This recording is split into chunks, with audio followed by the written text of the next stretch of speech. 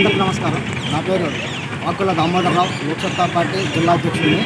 నేను చెప్పాల్సిన బొబ్బిలి నియోజకవర్గ ప్రధాన సమస్య గ్రోత్ సెంటర్. మనం గమనించినట్లయితే బొబ్బిలి గ్రోత్ సెంటర్లో అభివృద్ధి అనేది గత 20 సంవత్సరాల మధ్య పూర్తిగా కుంటుపడిపోయిన సందర్భం అన్నమాట. ఏ రాజకీయ పార్టీ వచ్చినా, ఏ రాజకీయ పార్టీ నాయకులు వచ్చినా కూడా గ్రోత్ సెంటర్ అభివృద్ధి చేస్తామని చెప్పడమే తప్ప కనీసం ఇంతవరకు అందరూ ఒక పరిశ్రమ కూడా వచ్చిన సందర్భం అనేది మాకు కనిపించలేదు. గత 15 సంవత్సరాల బట్టి కూడా గ్రోత్ సెంటర్లో మౌలిక సదుపాయాలు పూర్తిగా శూన్యం. మౌలిక సదుపాయాలు అంటే ఏంటంటే ప్రధానంగా రహదారులు బాగాలేవు, తర్వాత విద్యుత్ తాలూకా లైట్లు సరిగ్గా లేవు, కాలువలు లేవు, తర్వాత పచ్చదనం పూర్తిగా లేదు. ఇలాంటి మౌలిక సదుపాయాలు కనీసం త్రాగుడి వస్తు కూడా కావాల్సిన అవసరం ఉందన్నమాట. ఈ మౌలిక సదుపాయాలు ఏంది, పరిశ్రమ పెట్టమంటే ఏ పారిశ్రామిక ముందుకు వస్తారు చెప్పండి? అది మనం గమనించాల్సిన అవసరం అనమాట. ముందు ప్రధానంగా ఏ రాజకీయ పార్టీ అయినా కూడా ఏం చేయాలనుకుంటే ముందు అక్కడ ఉన్న మౌలిక సదుపాయాలు కల్పించాలి. దాన్ని కల్పించిన తర్వాత అక్కడ ఉన్న తర్వాత ఎన్ని ఎకరాలు ఉంది, అక్కడ గ్రోత్ సెంటర్ ఎన్ని ఎకరాలు ఉంది, ఇప్పటికీ ఎన్ని రకాల ఎన్ని పరిశ్రమలు ఉన్నాయి, ఖాళీగా ఎన్ని ఉన్నాయి, రూట్ మ్యాప్ అనేది ఒకటి పెడితే అక్కడ అంటే ఎవరైనా పరిశ్రమలు పెట్టడానికి వచ్చిన పారిశ్రామిక అవగాహన ఉంటుంది అనమాట. ఆ దిశగా ప్రయత్నం చేయకుండా ఇది చేస్తాం చెప్పడం కాదన్నమాట. నేనేం చెప్తున్నానంటే గత తెలుగుదేశం ప్రభుత్వ హయాంలో అది జరిగింది, ఇప్పుడు ప్రస్తుతం ఉన్న వైఎస్ఆర్ కాంగ్రెస్ పార్టీ ప్రభుత్వం అది జరిగింది.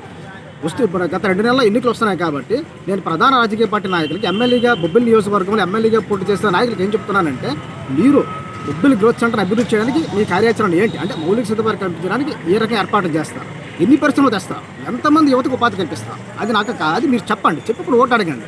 ఎందుకంటే దాదాపుగా బొబ్బిలి ఉన్న 3 జిప్లు మూతపడిపోయి, అదే రకంగా ఎన్సీఎస్ చక్రకర్మ మూతపడిపోయింది. దాదాపుగా 4,000 కుటుంబాలు రోడ్డు మీద పడిపోయాయి అనమాట. ఈ అందరూ కూడా ఉపాధి లేక వలస వెళ్ళిపోయారు. ఈ పరిస్థితి ఏంటి? మనం ఎంతసేపు నా దగ్గర ఎంత ప్రబంధనం ఉంది, నా దగ్గర ఎంత ప్రబంధనం ఉంది, ఇది ఉందో చెప్పుకోవడం కాదు, అంటే మూడు దగ్గర గెలిపిస్తామని చెప్పడం కాదు. క్లియర్ కట్గా మీరు బొబ్బిలి నియోజక అభివృద్ధికి మీరు ఏం చేస్తారు, గ్రోత్ సెంటర్ ప్రత్యేకంగా గ్రోత్ సెంటర్ మీద దృష్టి ఏం పెడతారు, దాని కార్యాచరణ చెప్పి అప్పుడు ఓటు అడగండి. గ్రోత్ సెంటర్లో భూములు ఇచ్చిన రైతులకి వాళ్ళకి దాదాపుగా 70% వాళ్ళకి ఉపాధి ఇవ్వాల్సిన అవసరం ఉందన్నమాట.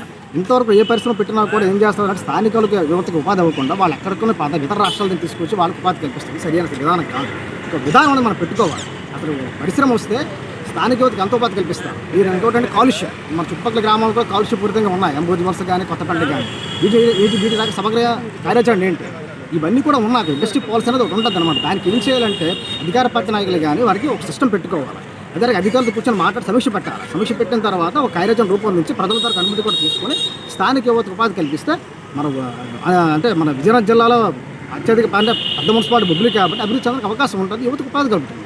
క్రమక్రమంగా ఏం జరుగుతున్న తర్వాత నగరం కూడా అభివృద్ధి చెందడం జరుగుతుంది అనమాట. ఆ దిశగా కొంత ప్రయత్నం చేస్తారని చెప్పేసి ఎక్కడైనా నేను రాజకీయ పార్టీ నాయకులను విజ్ఞప్తి చేస్తాను మా లోక్సత్తా పార్టీ తరఫున. వేమిరెడ్డి లక్ష్మీనాయుడు, జిల్లా రైతు సంక్షేమ సంఘ అధ్యక్షుడు. అయితే బొబ్బిలి నియోజకవర్గంలో కాకుండా బొబ్బిలి ఏరియాలో గతంలో చెరుకు షుగర్ ఫ్యాక్టరీ ఉండేది, ఎన్సిఎస్ వారిది. అయితే అది గత 3 సీజన్ల నుండి మూతపడిపోయింది.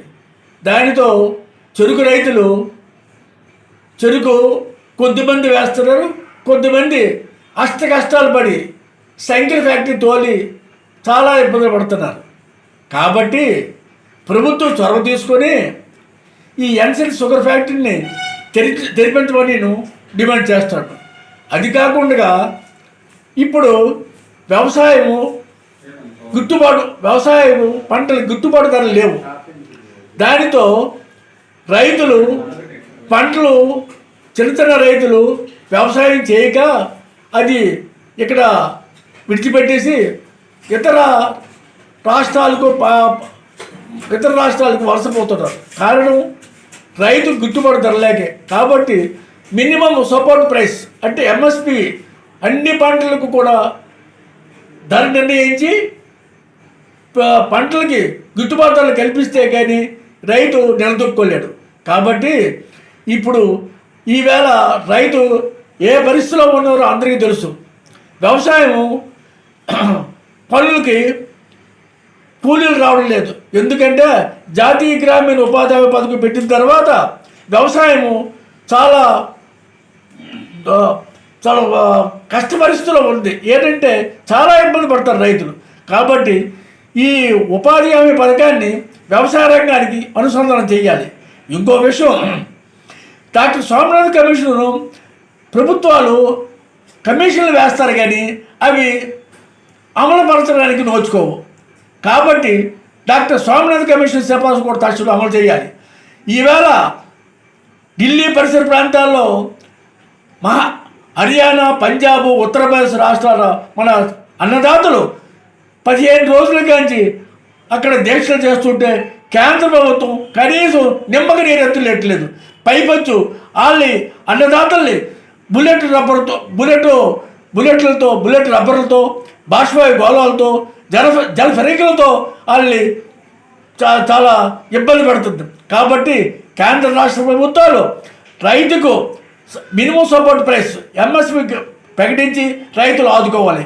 ఒక్క విషయం చెప్తాను. అయితే ఈవేళ మన కేంద్ర రాష్ట్ర ప్రభుత్వాలు రైతు భరోసా కింద 13,500 ఇస్తుంది. అది 30,000 చేయమని డిమాండ్ చేస్తున్నారు. నా పేరు బీరావ్ కుమార్, ఏఐఎస్ఎఫ్ జిల్లా సహాయ కార్యదర్శి. స్థానిక కేంద్రంలో బొబ్బిలి కేంద్రంలో ఇంతవరకు కూడా ప్రభుత్వ జూనియర్ కాలేజ్, డిగ్రీ కాలేజ్ లేదు. అలాగే మున్సిపాలిటీ స్కూల్స్లో ఇంతవరకు కూడా సరిపడిన ఉపాధ్యాయులు లేక విద్యార్థులు తీవ్రమైన ఇబ్బందులకు గురవుతూ ఉన్నారు. అలాగే పీరియడ్లో ఉన్నటువంటి బీసీ అబ్బాయిల హాస్టల్ ప్లేస్లో రైతు భరోసా కేంద్రాన్ని ఏర్పాటు చేశారు. తక్షణమే దాన్ని తీసి విద్యార్థులకి సరిపడి ఆ బిల్డింగ్ ఏర్పాటు చేయాలని ఏఎస్ఎఫ్ విద్యార్థి సంఘంగా కోరుతూ ఉన్నాం. అలాగే ఇంతవరకు కూడా హాస్టల్ విద్యార్థులకి కనీసం మౌలిక వసతులు కల్పించే క్రమంలో ఏమాత్రం కూడా లేరు. అలాగే ఇంతవరకు కూడా కాస్మెటిక్ ఛార్జెస్, మెస్ ఛార్జెస్ కూడా లేవు. అలాగే ఇప్పుడు హాల్ టికెట్లు ఇచ్చే తరుణంలో కూడా ఫీజుకి హాల్ టికెట్లకి విద్యా సంస్థలు ప్రాకులాడుతూ ఉన్నాయి. తక్షణమే ఆ విధానాన్ని కూడా ఆల్రెడీ రద్దు చేశారు. అయినా సరే విద్యా సంస్థలు పాటించడం లేదు. దీనిపైన కూడా చర్యలు తీసుకోవాలి. అలాగే ఈరోజు విద్యా దీవెన, వసతి దీవెన ఇస్తూ ఉన్నారు. అది సక్రమంగా అమలు కావడం లేదు. భవిష్యత్తులో అన్ని రకాలుగా సక్రమంగా అమలయ్యే విధంగా చర్యలు తీసుకోవాలని ఏఐఎస్ఎఫ్ విద్యార్థి సంఘంగా కోరుతూ ఉన్నాం.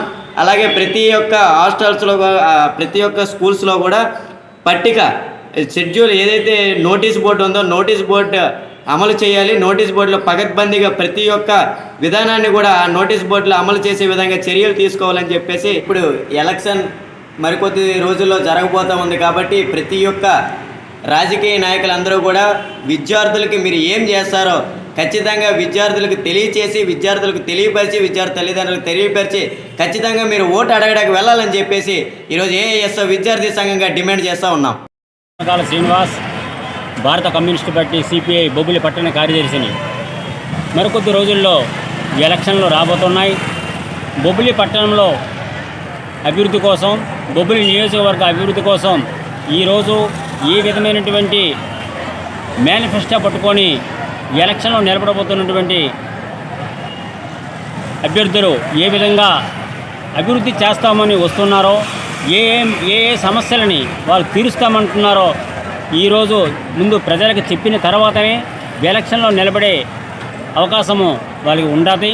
ముఖ్యంగా బొబ్బిల్లో పట్టి పీడిస్తున్నటువంటి సమస్యల్లో అతి ముఖ్యమైనది నిరుద్యోగ సమస్య. ముఖ్యంగా బొబ్బిలి ప్రజా రవాణా వ్యవస్థకు సంబంధించినటువంటిది ప్రభుత్వ సంస్థ అయినటువంటి ఆర్టీసీ. ఈరోజు విద్యార్థులు వాళ్ళ తర్వాత పరీక్షలు రాసే విధానంలో ముందు అయితేనేమి, అలాగే వాళ్ళు చదువుకునే టైం ఎప్పుడైతేనేమి బస్సులు లేక ఇబ్బంది పడుతున్నారు. ముఖ్య కారణంగా బొబ్బిల్లో డిపో లేకపోవడం వల్ల.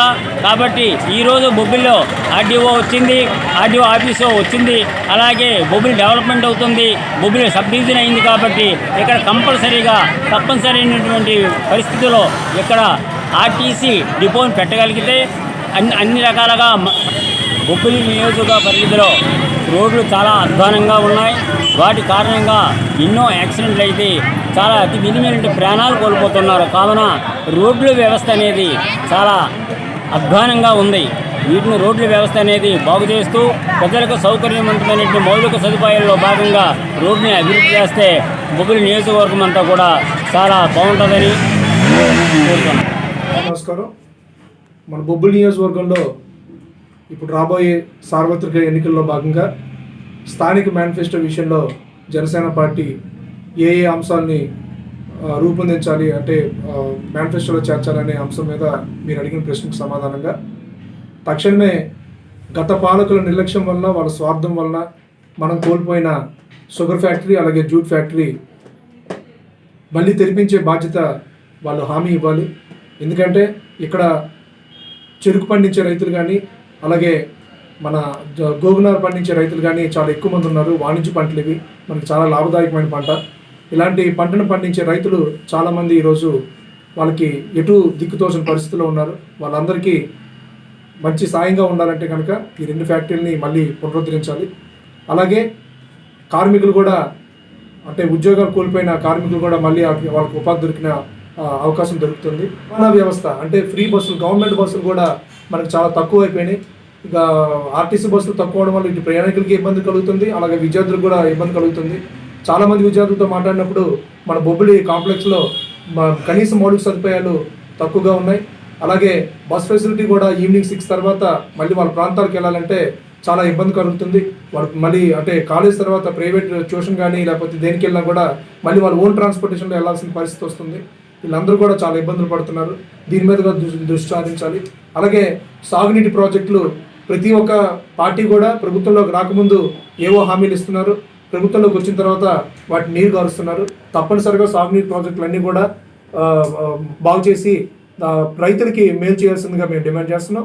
అలాగే రోడ్ ట్రాన్స్పోర్టేషన్ చాలా అధ్వాన పరిస్థితిలో ఉంది. రూరల్ విలేజ్లో కూడా రోడ్లు తాలూకా పునరుద్ధరణ జరగాలి. వీటన్నిటి అంశాల మీద ఎవరైతే స్పష్టమైన హామీ ఇచ్చి వాటి కార్యాచరణ రూపొందిస్తారో వాళ్ళకి బొబ్బిలి నియోజకవర్గ ప్రజలు పట్టం కడతారని చెప్పి నేను కోరుకుంటున్నాను. అందరికీ నమస్కారం. మనకి స్థానికంగా ఎన్నికలు జరుగుతున్నాయి కనుక ఆ ఎన్నికలకి జనసేన పార్టీ నుంచి మేనిఫెస్టోగా మేము కొన్ని సూచనలు ఇవ్వదలుచుకున్నాం.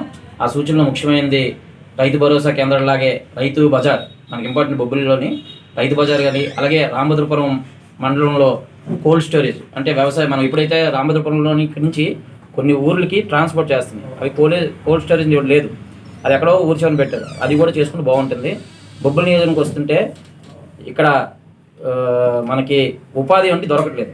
ఉపాధి జరగడానికి మనం వస్తున్న ప్రభుత్వం ఏం హామీ ఇస్తుందో మెయిన్ ఇంపార్టెంట్గా ఉపాధి హామీ గురించి. తర్వాత మనకి ఇక బొబ్బిలి నియోజకవర్గంలో చాలామంది అగ్రిగోల్డ్ బాధితులు ఉన్నారు, సహారా కూడా అమౌంట్ కట్టిన ఉన్నారు. వాళ్ళకి ఏం భరోసా ఇస్తున్నాం మనం వచ్చినప్పుడు? వాళ్ళకి కూడా భరోసా మనం ఏమి ఇస్తున్నాం అన్నది. తర్వాత బొబ్బిలి అంటే గుర్తొచ్చింది బ్రాండ్ అంబాసిడర్ వీణ కంపెనీకి మూసిపోతుంది. అది ముడి సరుకు లేదు. వీణ కంపెనీకి వెళ్తే వీణలో ఒక 5 కావాలంటే అక్కడ ఉండవు.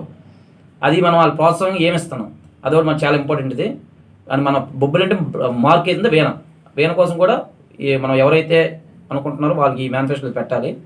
అలాగే స్థానిక సమస్యల గురించి మాట్లాడుకుంటే తెరల మండలంకి వస్తే మంచినీటి ఇబ్బంది ఇప్పుడు కూడా అంటే మనం ఎంత దౌర్భాగ్య స్థితిలో ఉన్నామంటే మంచి నీరు లేదు. అక్కడ తెరల మండలం వెళ్తే యాచవికి వెళ్తే క్యూలు ఉంటాయి.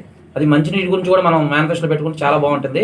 అక్కడ అలాగే కాంప్లెక్స్ ఉంది, కాంప్లెక్స్ నిర్వీర్యపోతుంది. ఆ కాంప్లెక్స్ కూడా మేనిఫెస్టోలో పెట్టుకుంటే బాగుంటుంది. బాడంగి ఎయిర్పోర్ట్ గురించి, ఎయిర్పోర్ట్ నిర్వీర్యం అయిపోయింది. ఆ ఎయిర్పోర్ట్కి తీసుకొచ్చిన అక్కడ స్థానిక పొలాలు ఇచ్చిన వాళ్ళకి వాళ్ళ ఉద్యోగాలు వస్తే ఇక్కడ డెవలప్ అవుతుందని పొలాలు ఇచ్చారు, అవి నిర్వీర్యం అయిపోయాయి. ఆ ఎయిర్పోర్ట్ కూడా మాట్లాడేది బాగుంటుంది. తర్వాత రైల్వే స్టేషన్కి వెళ్తుంటే ఎంత దౌర్భాగ్యంగా ఉందంటే అక్కడ టాయిలెట్స్ కానీ చాలా ఇబ్బంది ఉందన్నమాట. బొబ్బిలి రైల్వే స్టేషన్ అంత వరస్ట్ ఇంకెక్కడ ఉండదు. దాన్ని కూడా కొంచెం దృష్టిలో పెట్టుకుని మేనిఫెస్టోలు పెట్టుకుంటే బాగుంటుంది. జై జనసేన, జై హింద్.